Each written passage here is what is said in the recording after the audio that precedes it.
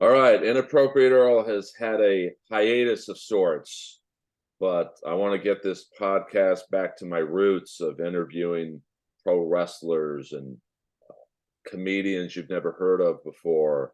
And as you know, I've had a lot of NHL hockey players on. Theo Fleury twice. It was a slightly serious interview both times just because of his journey. I've had Nick Kiprios on to talk about the dastardly Tom Wilson. And our guest today might have a Tom Wilson story.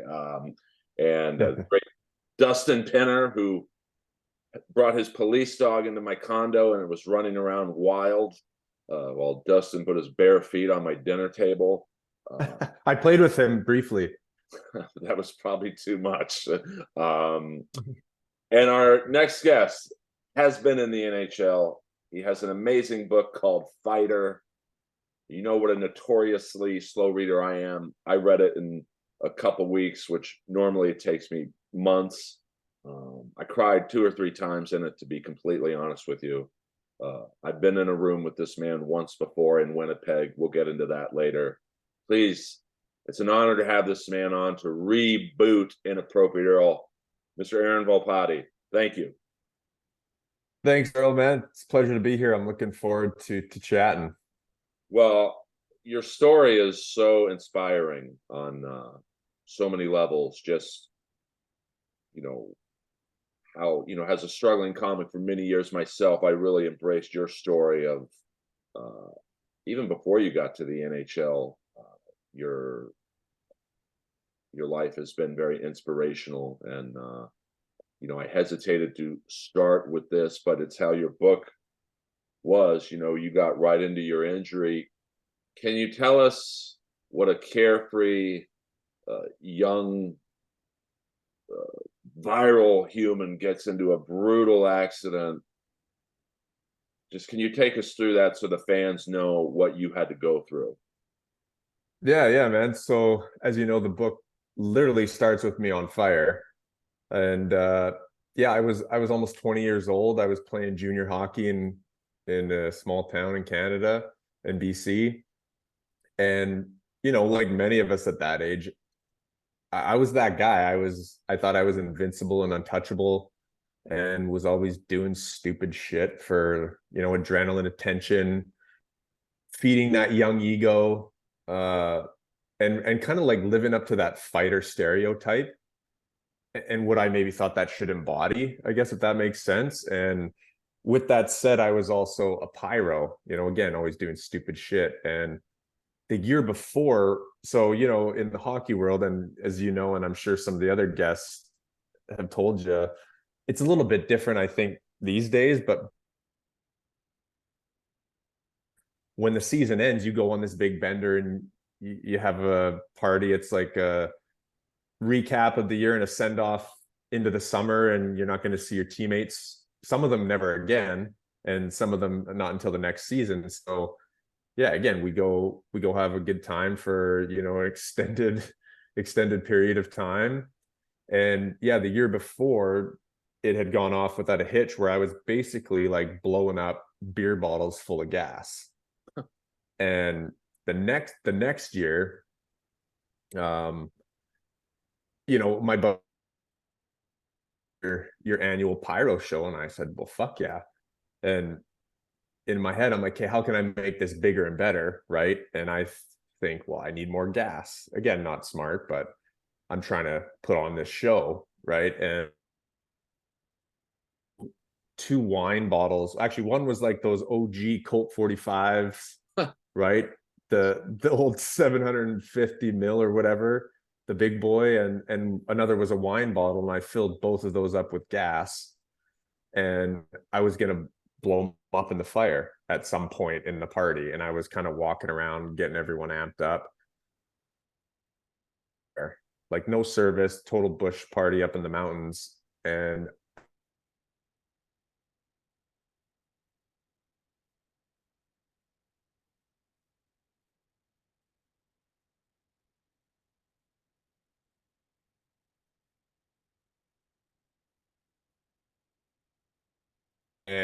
I know I have gas on myself, and I know there's a fire there, but I didn't really respect the dangers of the vapors and just that cloud that sort of surrounds you.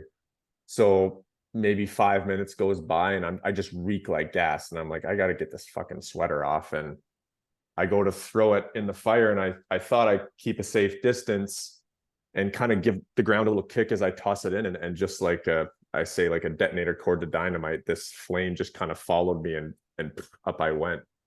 And that was sort of the start of it all, so to speak. And when I was reading your book, it's very well written because I felt like I was at the camp with you. Like, what is the first thing your body felt, if you can remember? Like, I can't imagine what being on fire feels like. Yeah, it's such a crazy, almost like out of body experience in a way where like I was never in pain because you're in so much shock, right? So I just remember feeling very warm, but also in a state of panic because it's like, holy shit, I'm on fire. And that fight or flight response really kicks in, and I just bolted. Like I just sprinted into the woods. Unfortunately, like this was in April, so there was no snow left, but it was just like dirt and rocks, and there was no water, like nothing to put it out. And you can't put out a gas fire unless you smother it or douse it, right? So as I'm running and trying to pat it out and roll around on the ground, it doesn't do anything. The fire just kind of jumps around on you, which I don't obviously know in the moment. But I was pretty quick. So like guys were chasing me and I just bolted. So it was the worst thing I could have done in hindsight. But yeah, it was such a crazy experience, like I said, out of body. And I remember, after rolling around and just I couldn't get the fire out. At some point I just remember thinking like, holy shit, like this could be it. If I don't like, I've been on fire now for too long. Who knows? Like there's nothing left of my clothes. And, I'm like, is this it? And then that's when I got tackled from behind finally from the guys. And, they started beating me with their jackets. A lot of them even had burns on their arms and their hands from getting this thing out. And, yeah. And then I was still in just complete shock, in no pain. And just remember like looking down at my body. I got situated on a cooler, and I just remember like seeing everyone's faces, and it was a pretty grim scene, honestly. Like some people were crying, some people, and the smell, like I'll never forget the smell of burnt flesh. It's terrible. And yeah, that's when I knew like this was serious, just based on everyone's reactions. And I kind of met their gaze, and I looked down, and there's just like, it looked like a giant candle had been like melted and poured all over me, and like lumps of skin like were just, I essentially was just skinning myself. And that's when I knew like I've really fucked up here, and this is pretty serious. But again, we couldn't call 911 because we're in the middle of nowhere. There's no service. So that next, probably 40 minutes was hell, because once the shock eventually wore off, that pain was like nothing I had ever, or probably will ever feel again, So it was a pretty rough night, to say the least. And on the way to the hospital, which I think was a few hours drive, your only protection was the ice, right? It was about 30 minutes, so it wasn't that long. But sorry, what did you say at the end there? What, I mean, did they have like ice from, I'm assuming, what the beer cooler had? Was that your only way to ease whatever you could? Yeah, so what's interesting is the doctors in the burn unit later said that that cooler of ice, which I did have on the way to the hospital, saved my right arm and hand. Like it doesn't look that bad. I have scars like kind of just spread throughout, but that was the first area on my body that I felt a lot of pain. So they gave me the cooler in the driver or in the passenger seat when we're heading to the hospital, because like, remember, the 3rd degree burns on my torso and my legs, like that's so deep you can't feel it. The nerve, it's all gone. Like I still don't have feeling there, right? So I didn't really know to what degree or how bad that was. I just felt a ton of pain. I mean, eventually everywhere, but mostly on that right arm because it was like a really bad second-degree burn. So I had that in a cooler full of ice, both arms the whole way to the hospital, and thankfully that probably saved my right hand and arm. So And how soon, I mean, I know there's many more important things in life than hockey at that moment, but when did yeah, you start thinking, "Oh shit, my hockey career is in jeopardy"? yeah, that came. That was really my first real memory. Like the first few days were pretty foggy. Like yeah, I was in a basically a morphine induced, not a coma, but state of sleep for a couple days. So I don't remember a ton there. I just remember waking up the next day really foggy and seeing my mom and dad there. They were very emotional and like I'm wrapped fully head to toe like a mummy. And I didn't even know I was in Vancouver because I got airlifted that night when I got to the hospital in this town of Vernon in the Okanagan. And then they must have knocked me out as soon as I ran to the emergency room. I always like to say, imagine the emergency room, whatever. I can't even remember what day of the week it was, but it's like 1 or 2 a.m. and it's like your typical emergency room. Maybe have a screaming baby, someone has chest pains, some guy picked the wrong fight at the bar and he needs a couple zippers or whatever, and in comes this guy like ass naked. So I'm totally naked. There's nothing left in my clothes, screaming at the top of my lungs and like bleeding and just filthy and charred and all that. And I can just imagine everyone's faces in there probably like, yeah, you can help this guy, right? um, and that's the last thing I remember. And I woke up not knowing where I was, but I was in Vancouver. And besides that, like the first real memory to your question was day 3. So I just come out of this procedure, a debridement procedure, which is basically where they just essentially skin you alive because those third-degree burns, the scar builds up so fast and thick that they have to slough that off, which is it sucks obviously.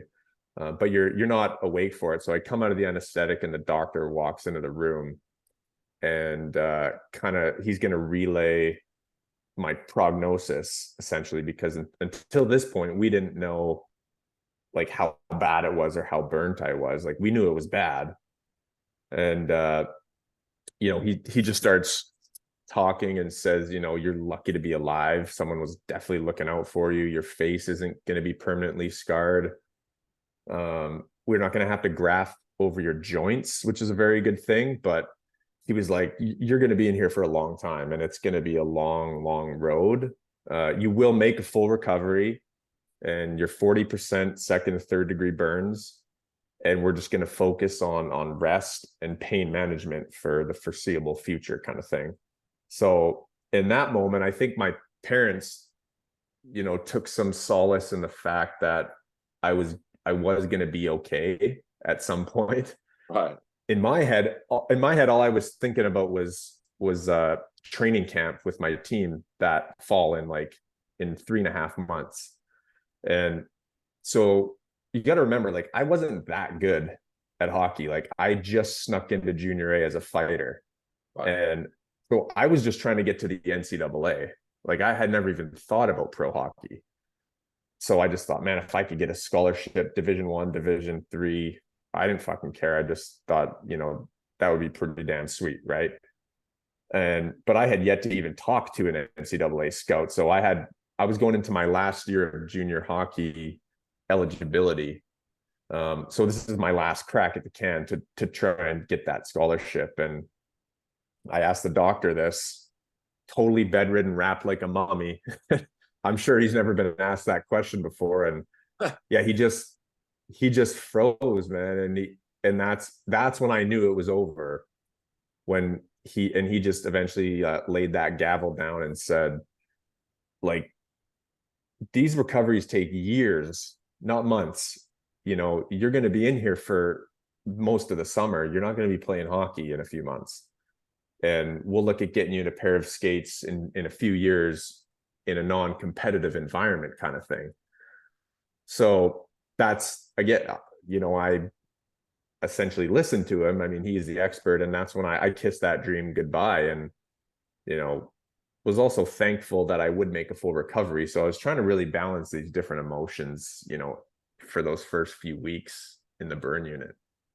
And like, this is the first like semi-funny question I'll try and ask with good taste of sorts. Did you ever ask? Nothing's off limits, man. Yeah. Yeah, but I'm trying to be respectful of your journey. But when did you ask, "Hey, doctor, will my dick work?" Yeah. So that was shortly after this. Well, you know, you're a 19, 20-year-old guy, you got big plans for that thing at that age, right? No, I did. So yeah, right. And I I remember, like, that's the next thought I had, because my third degree burns, they basically surrounded my day. So as soon as I asked him this question, and I'm like, okay, hockey's over. Shit, like, can I have sex again? Can I have a family one day? I mean, that was like down the road, but I still thought about it. And then I was like, fuck, is it even there? And I got my parents to, like, I'm like, can you lift the blanket up for me? Like, let me get a look at least. I couldn't see much. Long story short, it was burnt, but I think, you know, the reason that my right arm and hand was so bad was because I think maybe a male natural instinct was I covered that thing right away. 100%. Right. And so I was like, well, hey, good work, brain. I guess you did that. But the doctor said, he's like, it'll be fine. Your balls will be huge for a few weeks, which they were. Like, they were the size of softballs, man. So Good for you. and I have a little, this might be TMI for your audience, or maybe not, but I have a little I got a little scar on my sack as a little reminder, you're a lucky man. And, you know, obviously, you know, I got kids, so it all worked out fine. But it was definitely came up early days of wondering if it was there. I mean, that would have been the first question I would have asked. Right. Right. Yeah. But Yeah. is that where you kind of dove into the visualization field? Because I know, reading your book, you kind of envision playing in the NCAA, and um, which everyone in that room is basically telling you it's not happening. But you, Yeah. did you get into that? Like, I went to a Tony Robbins seminar once, and I kind of got into the field from that. What got you into visualization? Yeah. Well, I mean, short answer was this injury. Right. But I really got, you know, just thrust into this whole world of adversity and the power of the mind and visualization. But that didn't come until a couple weeks into my stay there, because again, I had kind of kissed that dream goodbye. And, you know, in life, I think, at least for me, and I maybe resonate with this, but there's always like these signs, right? And there's these little carrots that dangle, like, hey, over here, like, listen to me. And I had one of those moments, you know, like a fork in the road or epiphany or whatever you want to call it. 2 weeks into my stay there, and I got a call from my coach in junior, and he said, you're not going to believe this, but I was just talking to one of the coaches from Brown University, and they're after a certain type of player. And his exact words were, this is what the Brown coach is telling him. He's like, we want a guy to put the fear of God in the defenseman of the Ivy League. And my coach is like, well, I got the perfect guy for you. There's just, you know, one major problem. You know, he's laid up in the burn unit and it doesn't look very good. Right. So he said, give him a call. They want to talk to you. I know you got the time. So my parents take down the number, because remember, I still can't move. So they like put the phone between my ear and my shoulder, and I talked to this coach from Brown, and yeah, it was left like really open-ended. And He said, we're sorry to hear what happened. We wish you the best in recovery. And I remember, like, it was almost like a formality. Maybe we'll get to see you play one day down the road, like take care of yourself kind of thing. And I remember my parents hung up the phone and just getting really emotional with them in that moment. Like, fuck, I'd worked my whole life to talk to one of these guys, and I'd finally done it. And I'm laid up in this burn unit, and hockey isn't a possibility anymore. And so that's basically the answer to your question, which everyone asks, is how did you discover visualization? And this was how, like, once I made the decision and that promise to myself that, like, I was that close, like I could feel it, and they're telling me I can't play hockey, and I basically started asking why. And there was a really good long list of reasons, right? Like, infection was probably the biggest reason. I mean, like, I played with open burn wounds for that entire year. Like, they just take a long time to heal. So I shouldn't have been playing hockey, but I just decided I'll accept that risk. If an infection comes, I'll deal with it at the time. And luckily it didn't, which is really surprising when you have it under hockey gear that's never been washed in decades, really. Right? Yeah. And the skin grafts were going to be too limiting, too painful. I had to wear a full body suit for 2 years. I mean, the list just went on and on. I couldn't sweat from those grafted areas now. So with heart rate, that can get complicated if you can't cool down. So I just basically said those weren't good enough reasons. And I thought, you're telling me it's going to hurt too much. And I basically said, fuck that. I don't accept that. And that's when, once I made that decision, I still couldn't move. Like, that was my reality. And so that's when I had heard of visualization, but I figured, well, my mind was my only way out here. And so I started visualizing, everything I wanted. I reframed the relationship with pain, and I actually visualized healing, like, at a cellular level. And I would imagine those burn areas just shrinking and healing. And I know that made a difference in my recovery. I truly do. And I would imagine playing in that season opener and signing that commitment letter to Brown. And I really, like, and I didn't realize this at the moment, that the superpower that it really unlocked, but I essentially, like, transported myself out of my current shitty physical reality into this other world, and it was like a beautiful escape. It really was. And um were you and ever worried about, like, I know there's a lot of teasing in hockey and like roasting almost of each other teammates and certainly your opponent if they find out, like, I'm sure your body at that point, maybe when oh, you had your man. maybe when you had your shirt off, like, there was some I don't know if it's called vein, but, like, were you worried about getting teased about your scars and burns? I wasn't, no. I think it's easy for me to say, with, my face was fine. If it wasn't, I can't tell you how that would feel. I would imagine it would be different. But I don't know. I find a lot of healing and humor, and maybe you do as well. Absolutely. But I like to think I have a good sense of humor. And like, I think we could have this talk for a long time, and I think, like a lot of things in the world, it's gone a little bit too far one way, in terms of, like, forget about hazing and shit like that has no place in sport or life.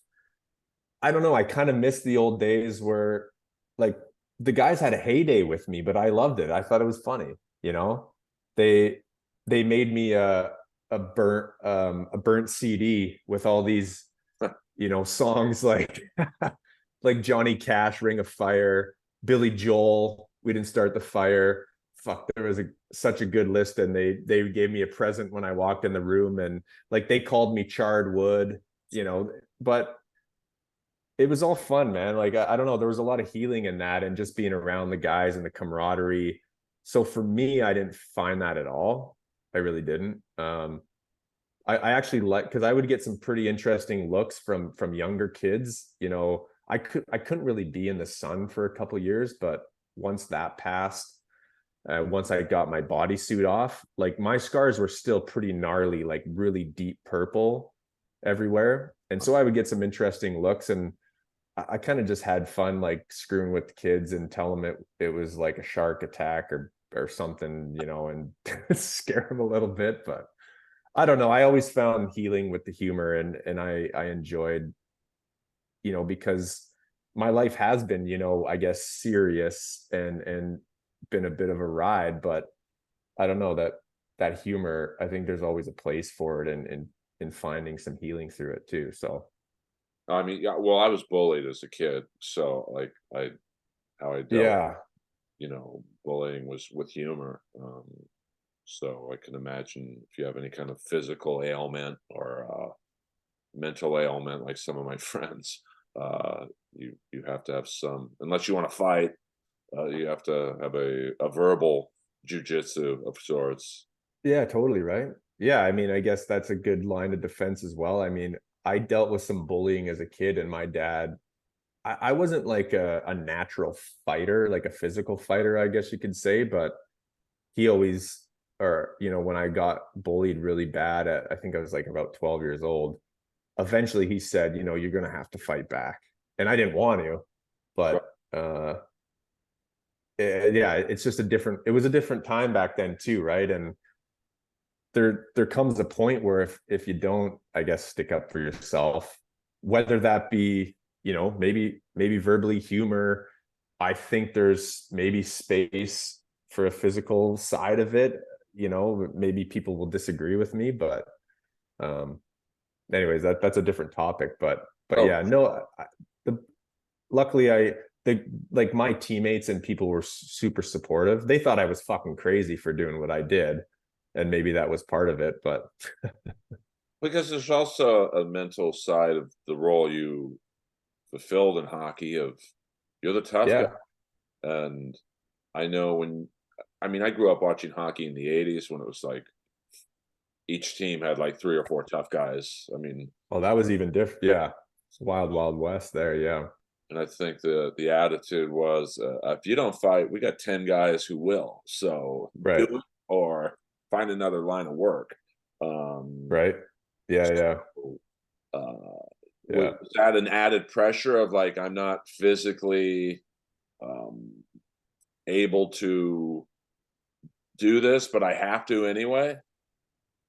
Yeah, I think I had some maybe predisposed level of grit, I guess you could say, with how I was raised and my dad, and that role I already had, you know, me versus maybe someone else. Yeah, sure, maybe that was a different level of, like I said, predisposed grit, but um yeah, it's just so interesting that that mindset, it served me well at that time, but it was tough after hockey, and you know, you've read the book, but I didn't know how to deal with like the emotional and spiritual type of adversity, because you don't even know what that is as a 19-year-old, really, right? Right.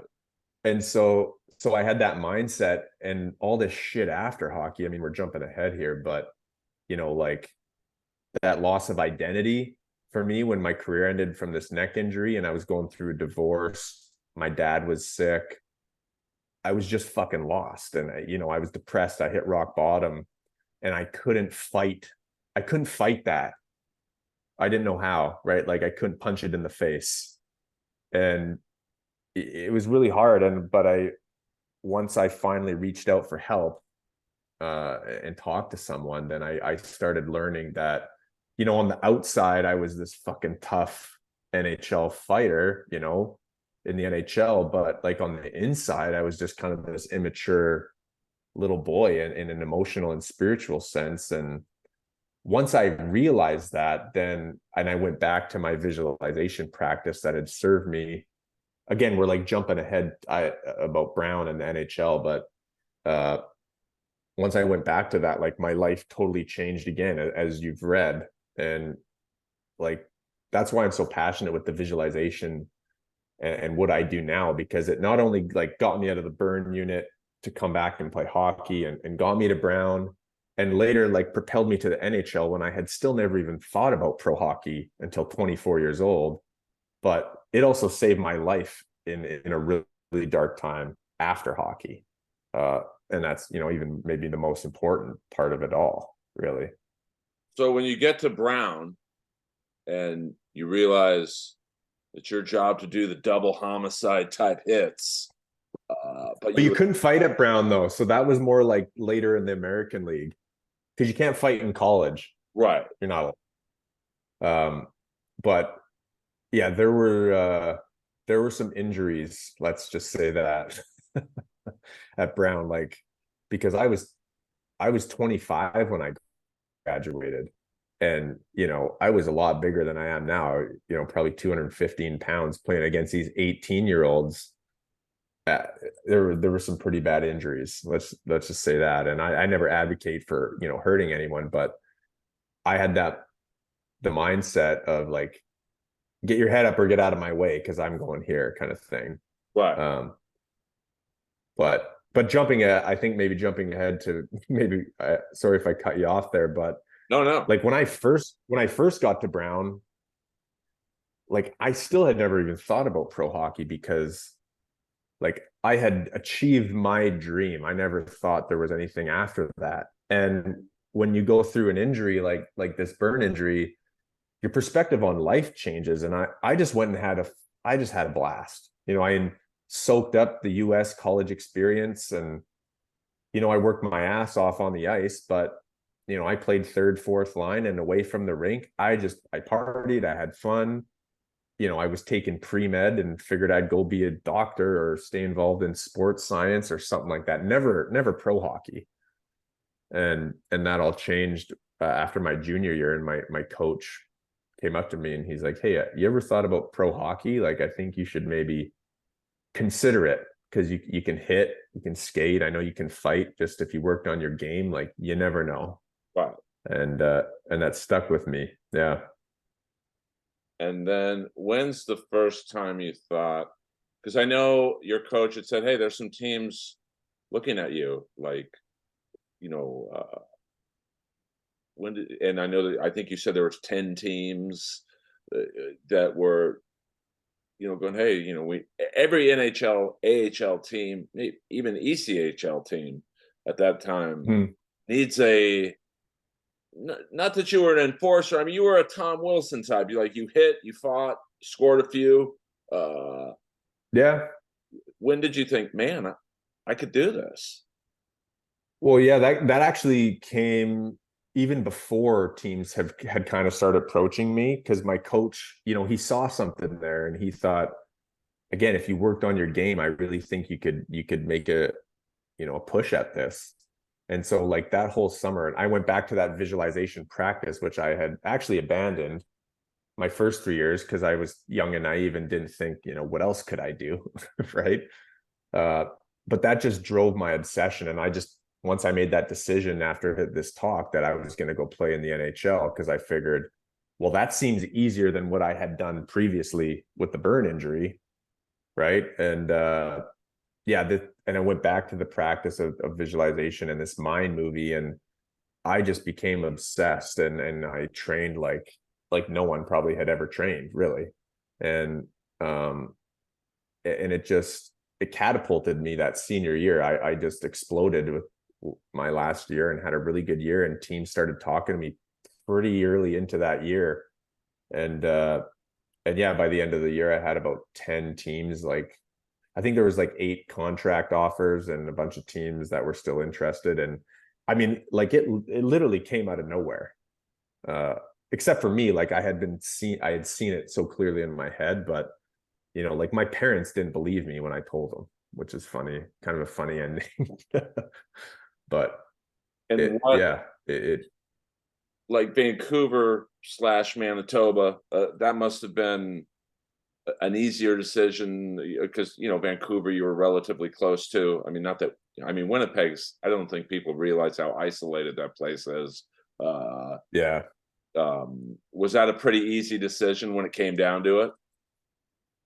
Yeah, it was, for a few reasons. Number one, they were the first team to really show interest like really early on. They offered me a lot more money by far. So for me, like I had negative money. My parents don't come from money. I was in debt, so I figured, well, that doesn't hurt, you know. Right.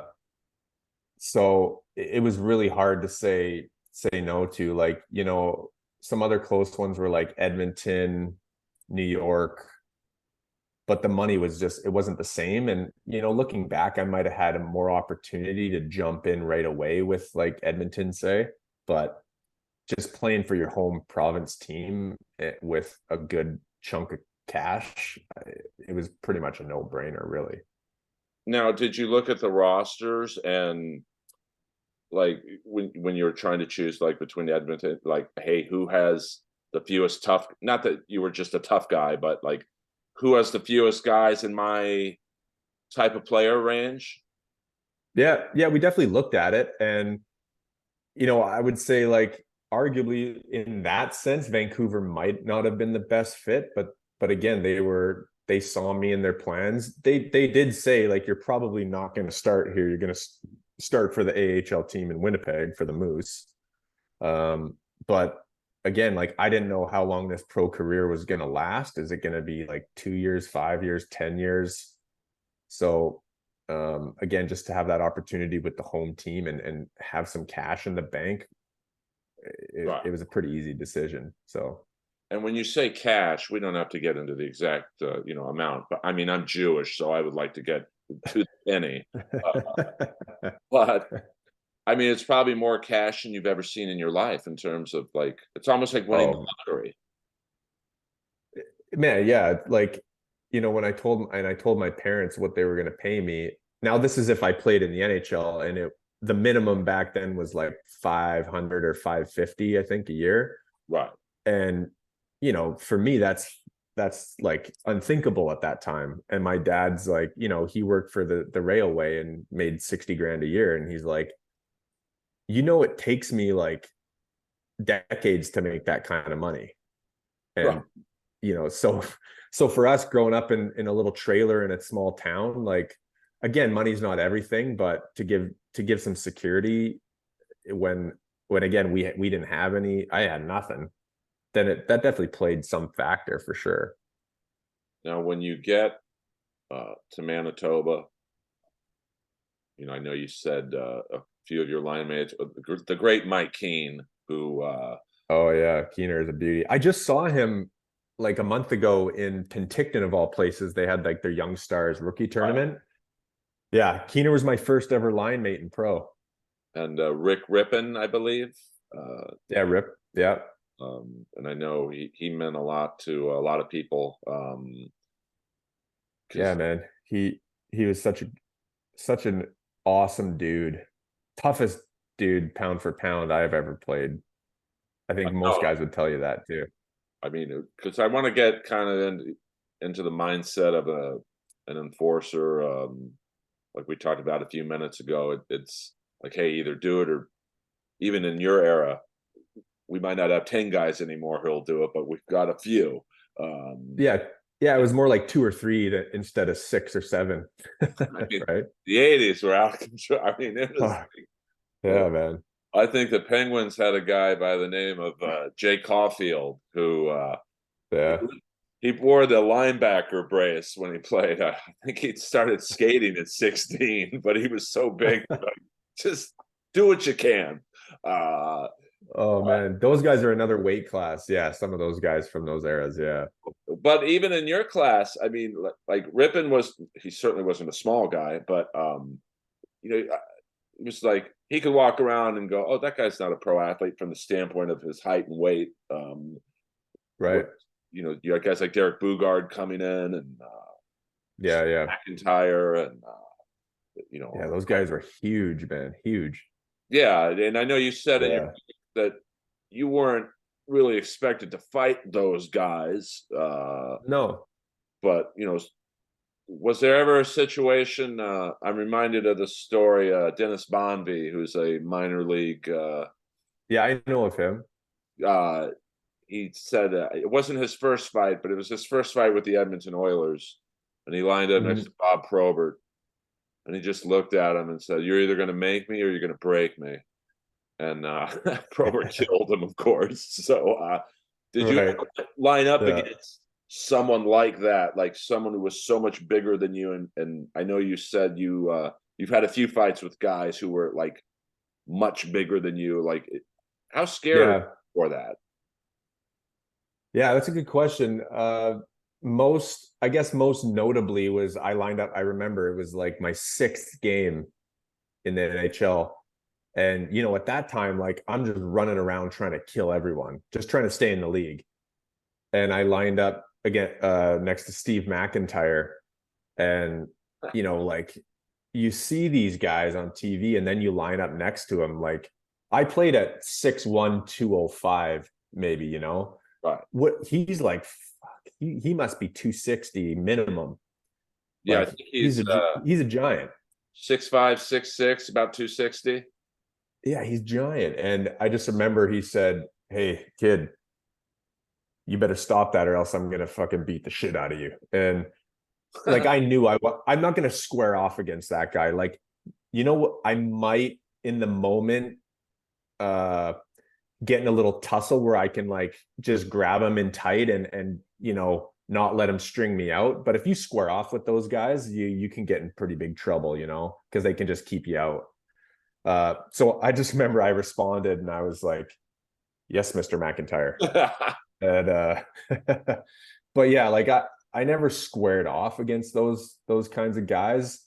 The biggest heavyweight I did fight, this was actually in the minors, was probably Wade Brookbank, who I used to watch with the Canucks, right? And so it's funny, like I rarely lost a fight if it was like a spur of the moment and I'm like genuinely pissed off and we just drop our gloves and we go. I can't really remember one of those fights that I lost, but squaring off, especially with the big guys, it was so hard because and then it becomes routine too, where I'm like, I'm not even mad.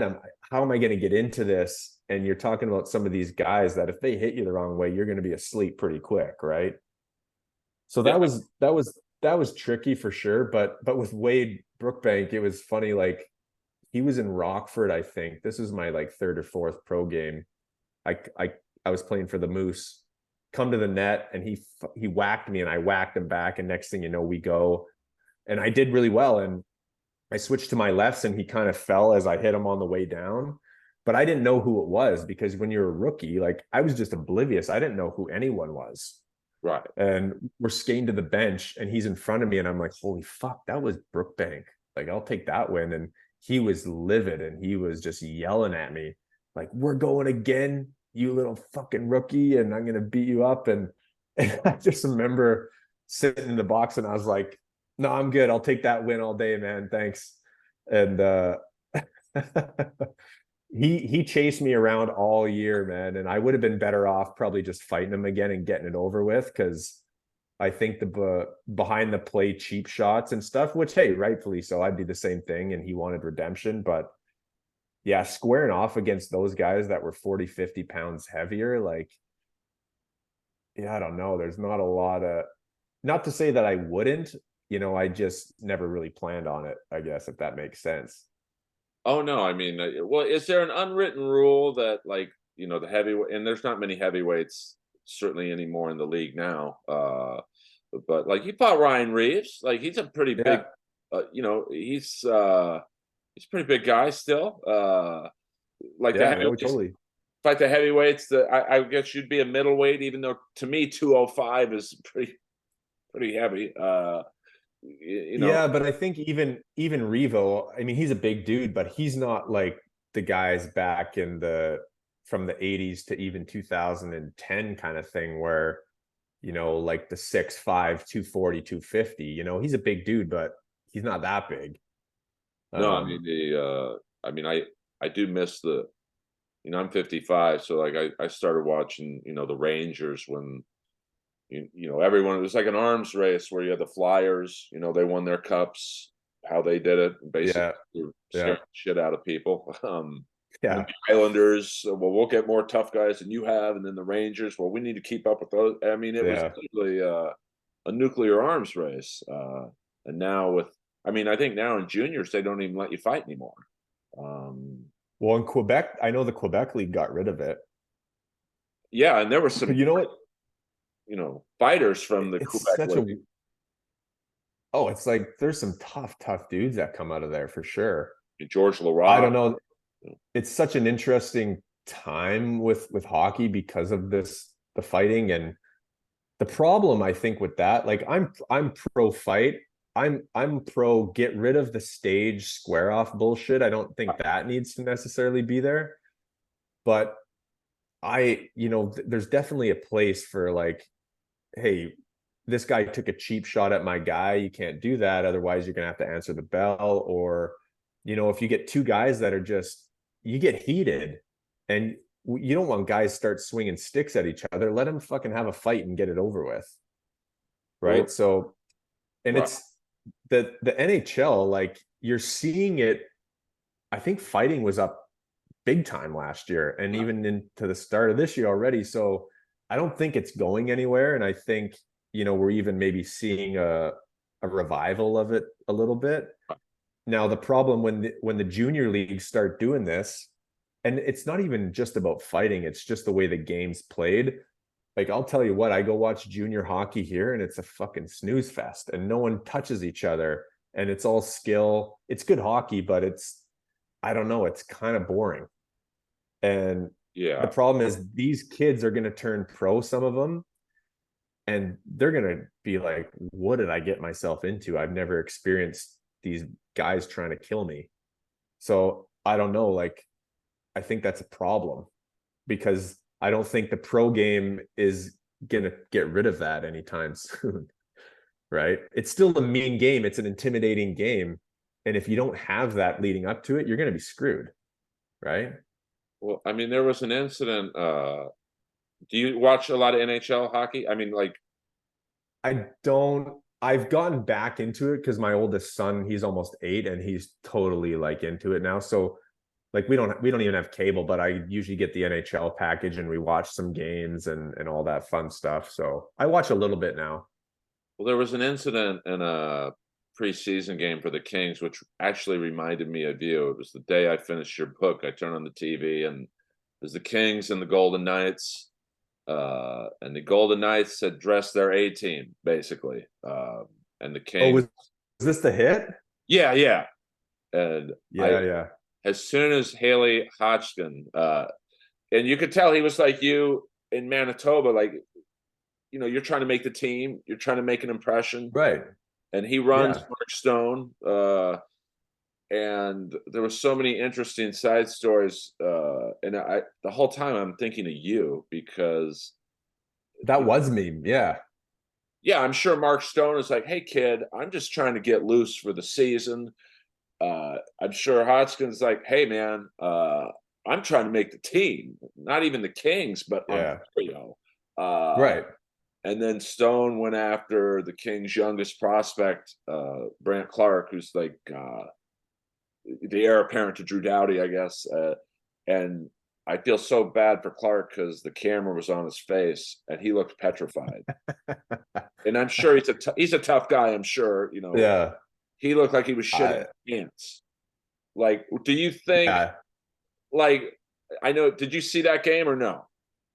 No, I saw the highlight of that hit though. So did you see yourself in the Kings player going, you would have done that to Stone too? Oh, absolutely. Yeah. I had issues with that whole thing, man. I don't know. I felt differently about Stone after, to be honest. Uh, I don't have any problems like on the ice. You want to go after, and I don't like go for it. Like that's fine. I had more of an issue with the interview after. Like, Oh, right. come on, man. Like, really? Like, you're gonna say that to this kid? I mean, think about yourself in his situation. You'd run your ass over too, right? Like, you had your head up your ass. It was a really good hit. Just fucking take it like a man, or laugh it off. Like, hey, good hit, kid. Like, I'll remember that for next time we see each other. Like, hey, great.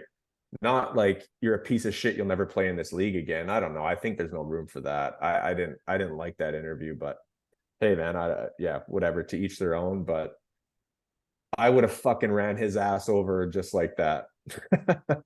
I just felt bad for. And yeah, I'm not gonna have the career he's gonna have, but I don't know. You got to understand that guys are trying to. It's preseason, man. What do you expect? You Yeah. know, I don't. I had issues with the interview, but Yeah, I mean, was that something maybe if he said that to the kid on the ice, like, "Hey, I'll never play against you again," F totally, that's fine. Yeah, guys chirp. You guys talk about their girlfriends and their moms all the time, like, or what? Like, you know what? That's just part of the game. Like, there's an art to that, and whatever. I think that's fine. Don't do it in the media. That's just like chicken shit coward to me. But well, let's. I know you have a family, so I don't want to wrap it up, but I want to like. no, No, I I'm mean, good, man. I appreciate. I mean, you have a family. I could talk to you all day, but I'm a lone wolf. So, you had some nice fights yourself. Let's get the focus back on you. Like I was watching a fight with you in Winchester, where Yeah, yeah. you That's gave how I made it to the NHL. So I guess to dial it back, like I had my cup of coffee my first year right, when we lost to the Bruins in the finals. And the consensus was that we like got pushed around by the Bruins, right? So I had a major opportunity going into that next year.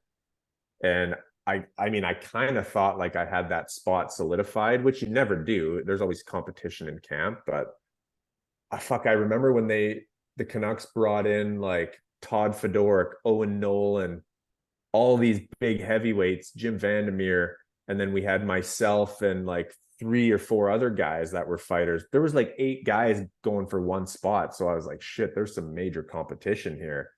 Uh, like I got to have a good camp. And that's the sole reason I made the team was that game in San Jose, because that was another double homicide game. I know where earlier in the game I caught Demers cutting in front of the net and I just laid him out and he was hurt. He left the game.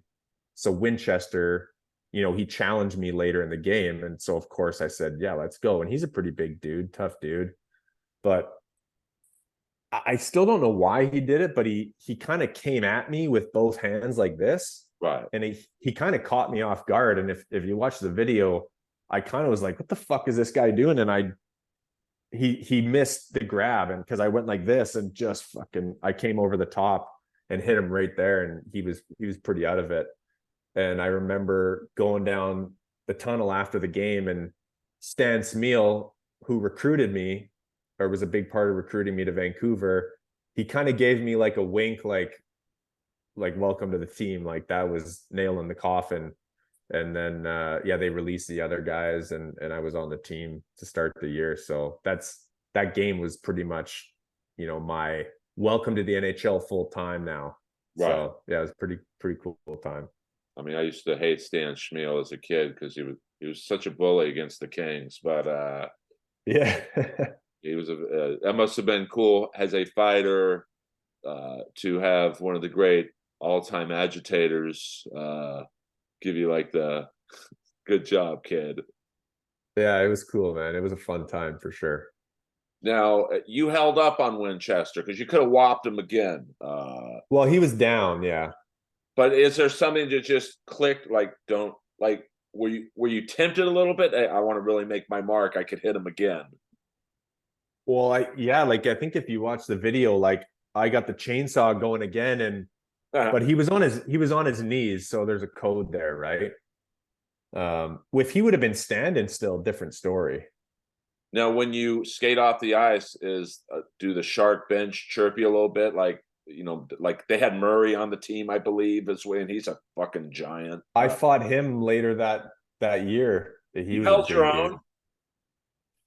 Yeah, I remember when the refs came in and he hit me when they were in. Yeah. I don't think I've been hit that hard in my career. And he hit me on the helmet, and my knees still went out, and I kind of like fell, but I got back up. He's a big boy, man. Yeah, but right before that, you got him good. Like I think it was Yeah, a I caught him once. now You know, Does he say anything to you? Like, did you guys have any words before, after, or during the fight, if you can remember? Who Yeah, Winchester? no, Murray. I no, I just remember. So usually most of my fights were because I laid someone out with a hit, right? So I earlier in that game, I think I crushed Matt Irwin. Questionable hit on my feet a little bit, but I laid him out pretty good. And then I remember Murray came at me and he tried to take my head off. And luckily I ducked. And Right. then I actually went at him because, you know, I figured it was a bit of a attempted cheap shot. And but he's a big boy, man. Yeah, no, he's Yeah. But I don't think after that there wasn't much said. No, it was kind of, but again, that's where fighting has a place in the game. You know, I take a run at one of their guys, borderline hit. He comes to try and take my head off. I thought it was a cheap play, and I went at him, and it was done, wrapped up, done deal. Like, let's go on and play now, kind of thing. now. Right? I know in your book you said because you seem to have faced adversity at every step in your life, like you know, Yeah. from your I say I'm allergic to the easy way in things. yeah, you are like a bad guy in a Blonde movie. It's like, how much bad luck can this guy find? And like, but you persevere through it all. Like, Yeah. I know you said that you weren't pleased with, how Vancouver, maybe handled your exit. Like the coach could have been a little more forthcoming. Yeah. But most guys would have been like, that's it, I'm done. But then you go to Washington and you end up playing with Ovechkin for a few games, like on his line. That and Well, it wasn't a few games, it was like 2 shifts. I was over But embellishing. it did happen. It did happen. I think I think I probably dumped it in and he got back to the bench. He's like, hey, get this fighter off our line, man.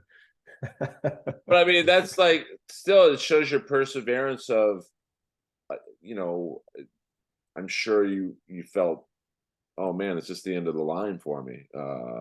Why Yeah. why are they bringing in Fedoruk and Noah Nolan and all these Vandermeer, who's a very, very tough dude. Yeah. And you go to Washington, and even then there's pressure probably because they had Tom Wilson there and other. I think maybe John Erskine was there when you were there, or no? Yeah. Ersk was there. Yeah. And he's a tough. Yeah. He was a Oh, monster. he was a great guy too. Just a beauty. Yeah. He was there. Willie was like in his rookie year. I can't remember if it was the same year, if it was the next year, but yeah, he was a young rookie.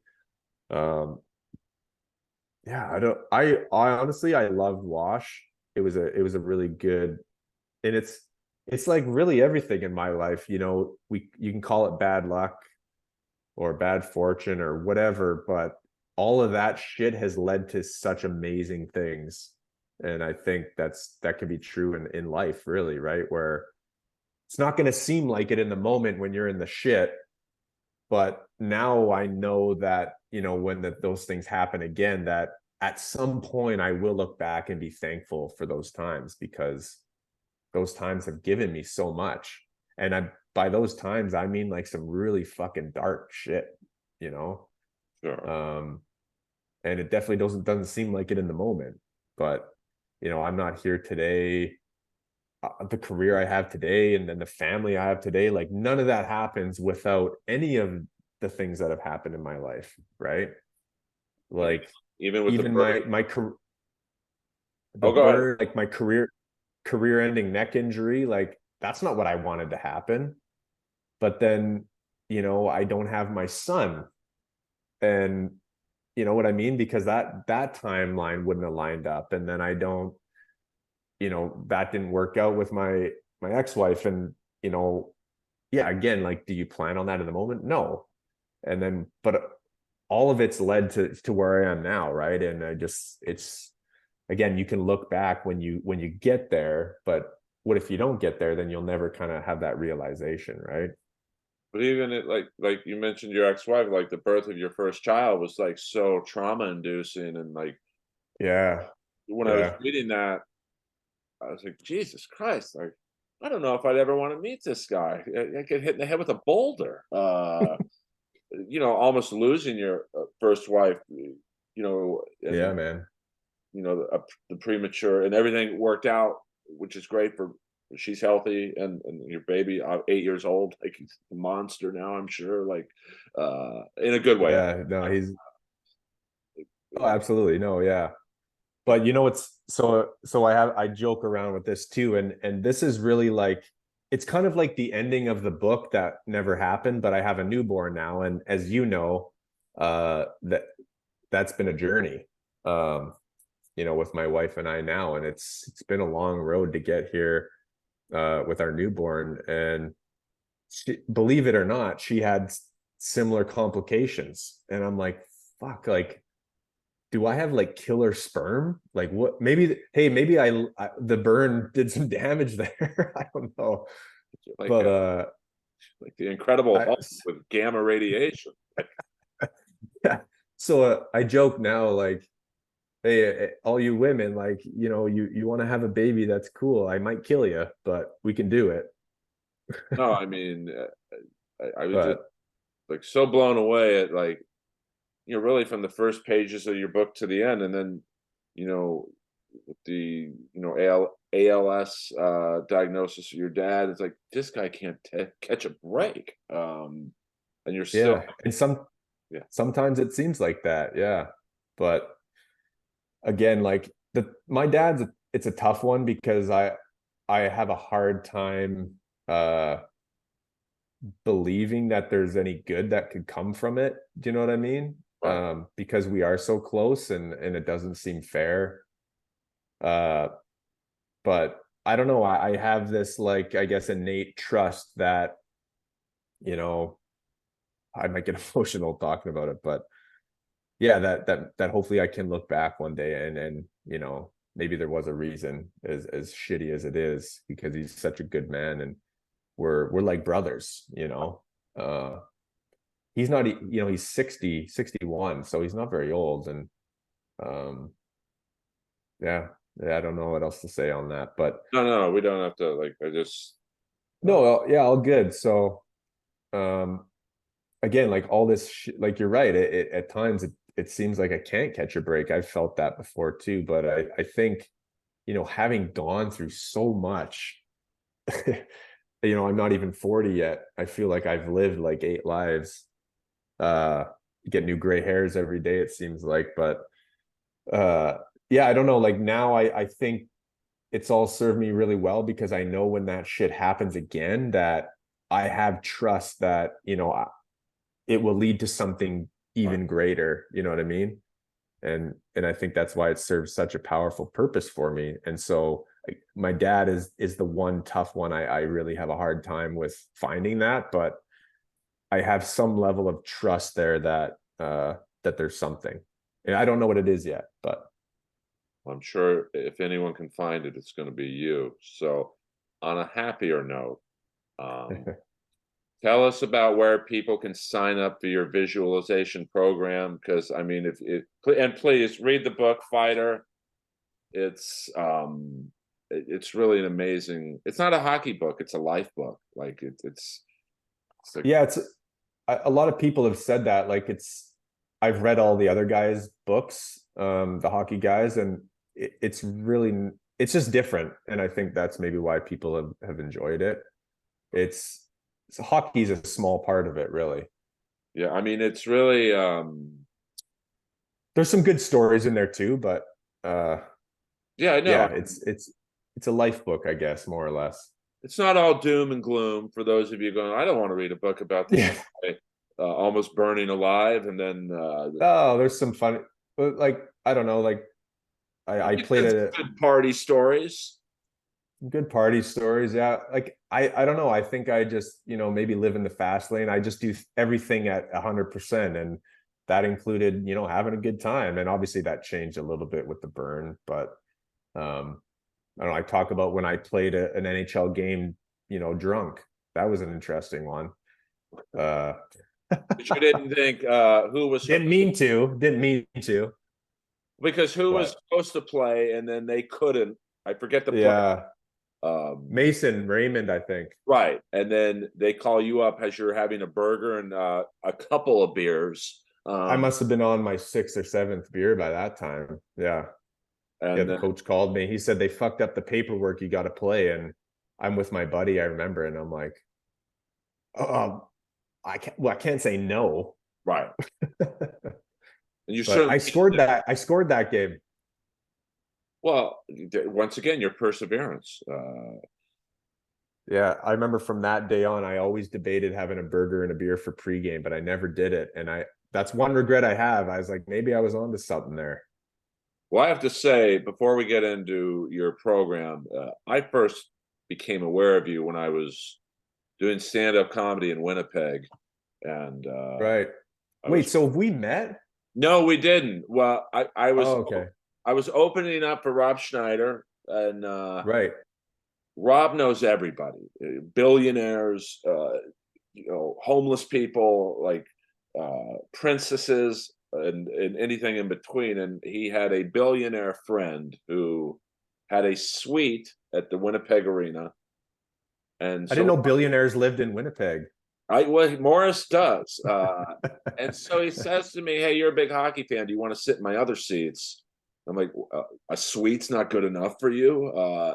He's like, "No, you can sit down on the glass." And I remember being on the glass, and I see you and Anthony Peluso. Oh, Uh, fuck, you were at that game. Yeah, yeah. and I've seen hundreds of fights live. I used to collect hockey fight DVDs and VHS tapes, and I've never seen or heard a fight where you guys, it was like Rocky hitting the meat in the freezer. Like, I heard the punches hitting. You mean you heard his fist hitting my head? Well, I'm just trying to make it better for you. You got in a shot or two, to be honest. Yeah, I got in a shot or two, but that was my first game with the Caps. Right. Did you know that? Yeah. And so I'm like, well, I better, better get in a fight with someone. He was a tough dude, man. Real tough. He was like borderline kind of next weight class, big Right. dude. But that's the thing, like those square off fights, they were harder, especially with the bigger guys. So, but I technically won that fight, you know that, right? Um, I mean, But I'll tell you why. I'll tell you why. please do. Because so I go, I had to get about 25 stitches in the back of my head because my helmet was off and he just wailed away and I was cut everywhere. So I go in, I'm bleeding everywhere. And remember, all the trainers from the Moose moved up with the Jets, right? So I know all these guys. We used to, I played there for almost half a year. And so he walks in, he's like, what the fuck you doing fighting that guy? And I was like, yeah, whatever. Like, just trying to make a name. It didn't go that well. Maybe I'll get him next time kind of thing. And the doctor comes in, starts stitching up my head. And he's like, he broke his hand over your head. And I'm like, well, that means I technically won. I came back. He didn't. So I think. Well, I've often wondered this. In LA, there was when the games were at the Forum, there was basically a nightclub in the arena called the Forum Club. And I remember Yeah. one night, who was it? It was Quebec and the Kings, and Gord Donnelly, legendary mid-'80s enforcer, and Jay Miller had fought. And Yeah. so after the game, they were drinking beers with each other. And it just blew my mind that on the ice, Yeah. they hated each other. Yeah. If you're at the supermarket tonight, getting stuff for your family, and you see Anthony Peluso walk in, do you guys have a laugh, give a wink, or hey, F you, man? Yeah, it's never an FU, really. It's usually, like you said, it's a beer at the bar. I've had that, where you get in a fight with the guy and the team's staying over that night and you're at the bar or wherever and you see the guy and you usually it's kind of just like a cheers, Right. hey, good fight. See you in the next one, maybe. I remember fighting one of my buddies. He was on Dallas and we played at Brown together. And we both had nice shiners and we were at the bar having a beer after. But yeah, it's just part of the role, I think, right? And I think there's always respect there. Sure. So it's never an FU if you see him out or whatever. There's always respect. And yeah, just I don't know. Yeah, there's that level of, I guess, brotherhood in a way where you both take on that role, and it's hard. And I think there's the innate level of respect that comes with that. The only other fight I want to ask you about, because it kind of goes with this line of questioning. I'm sure you don't like everyone you play against or fight, but there was a fight you had with Steve Downey. I was wondering if that's the one you were going to ask. Yeah. Well, it looked like you were almost disappointed you let go, because you could have probably kept going. And I know you cut him. And the fight, of course, the fans were booing when you showed mercy. Yeah. That's. Did you not Sorry, like I'll let it? you. I thought he was a bit of a dirty player. Right.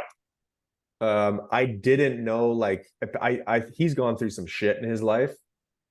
So I don't judge him as a person. I just think as a player, he was dirty, and I don't think he would have let up on me if it was reversed. Right. So that's where, I look back, I'm like, fuck, I should have just kept hitting him. But I didn't, and so I think they slow motion that one. Like, that served me well, that slip move where because I punch and I pull in at the same time, and caught him pretty good. Like, I don't think he broke his orbital bone, but his eye was pretty fucked. And I remember he was screaming like, "Stop, I can't see. Stop." Right. And I was yelling at him like, "Well, go down then, or I'm gonna hit you again." And I didn't, and then the refs came in. But I don't know, like, I like to think I had that respect level. Sure. But yeah, I look back and I'm like, I don't know if he would have let up on me. And maybe I shouldn't have, but yeah, I mean, it was what it was. Well, because he was, I believe, hearing impaired, so he probably didn't even hear you say go Yeah, down. maybe. Yeah.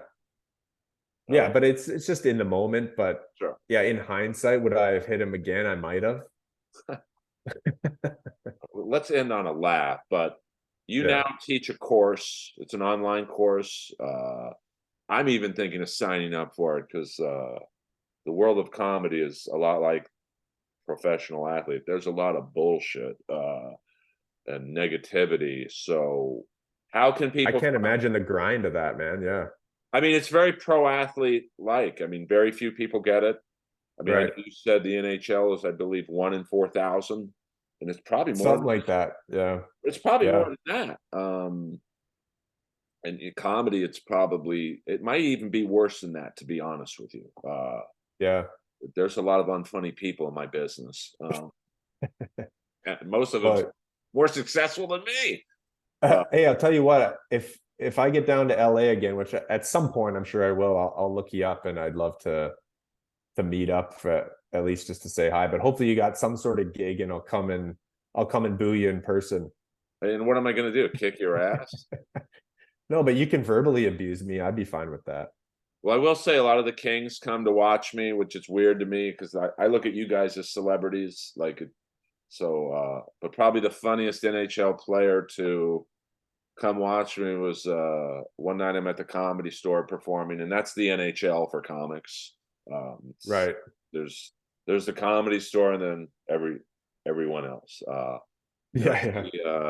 Bissonnette in the crowd with a really hot girl. I mean, an LA 10, and I'm doing really well. And it's late night, so it's a tough crowd. And he just raises his hand all of a sudden and goes, "Hey, bro, you're really funny, but I'm gonna go fuck this girl. So can you get to your closer?" I was like, wow, this guy's insane. Come on, he said that.